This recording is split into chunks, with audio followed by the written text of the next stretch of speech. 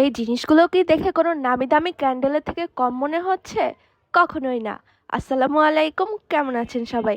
আজকে আপনাদেরকে একদম সহজ উপায়ে নামি দামি ক্যান্ডেলগুলো বানায় দেখাবো। যে ক্যান্ডেলগুলো আড়ং কিংবা বিভিন্ন সুপার স্টোরে অনেক বেশি দামে বিক্রি করা হয়। এছাড়াও বেশি কিছু না, আমি চা খাইছিলাম আমরা ফ্রেন্ডরা মিলে, তো ওইখান থেকে 3টা চায়ের কাপ মানে হচ্ছে মটকাগুলা নিয়ে আসছি বাসায়। তো বলে রাখা ভালো, এগুলোকে কিন্তু মটকা বলা হয়। মটকা চা যেহেতু খাইছি, তো এটার নাম নিশ্চয়ই মটকাই হবে। ফার্স্টে এই মটকাগুলোকে খুব ভালো মতো ধুয়ে পরিষ্কার করে নিছি।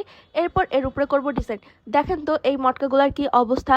এই মটকাগুলার যে ফাইনাল লুকটা এত অসাধারণ হবে আমি কল্পনাই করি। র্যান্ডমলি মটকা চা খাইছিলাম, তো র্যান্ডমলি এই মটকাগুলা বাসায় তুলে নিয়ে আসছি। যেহেতু টাকা দিয়ে চা খাইছি, তো এই মটকাগুলাকে ওখানে ফালাই রেখে আসবো নাকি, তাই না? এখন এই মটকাগুলোকে সুন্দর সুন্দর কালার দিয়ে ডেকোরেশন করব।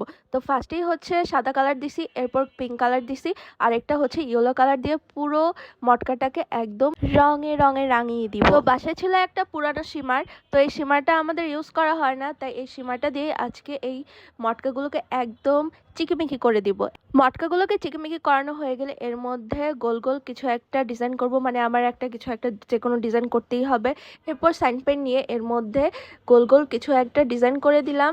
এরপর এখানে লতা পাতাও কিছু একটা আঁকবো। তো সেটা হচ্ছে একটা কালো সাইন পেন নিয়ে আমি গাছের লতা পাতা এঁকে নিলাম। তার আগে গোল গোল ডিজাইনগুলো আমি কমপ্লিট করে নিছি।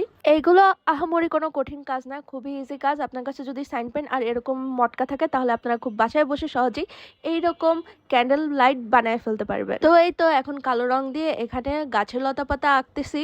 তো মানে এই কাজটা করতে কিন্তু খুবই মজা লাগতেছিল। তো ফেলানো জিনিসগুলো দিয়ে আমি সবসময় ক্রাফটিং করার ট্রাই করি। তো এই জিনিসগুলো কেন জানি আমার অনেক টানে, আর মনে হয় এগুলো দিয়ে অনেক সুন্দর সুন্দর জিনিস বানানো যাবে।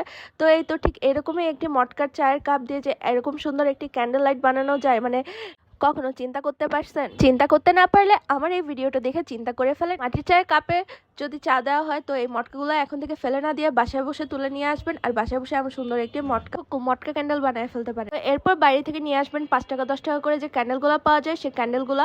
এরপর সেটাকে একটা পাত্রে নিয়ে গলিয়ে নেবেন। এরপর এখানে একটি কাঠি দিয়ে সুতো দিয়ে, ভিডিওতে তো দেখতেই পারতেছেন আমি কিভাবে এখানে দিয়েছি, মানে এটা আমি গুছায় বলতে পারতেছি না।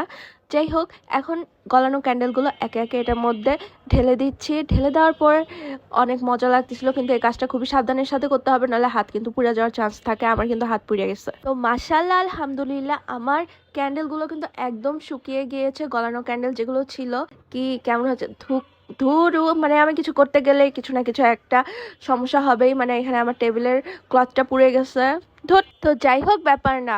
ফাইনাল লুকটা দেখে আই এম তো অবাক। তো কেমন লাগলো আমার এই বাসায় বানানো এমন সুন্দর একটি ক্যান্ডেল? তো আজকের ভিডিও এ পর্যন্ত।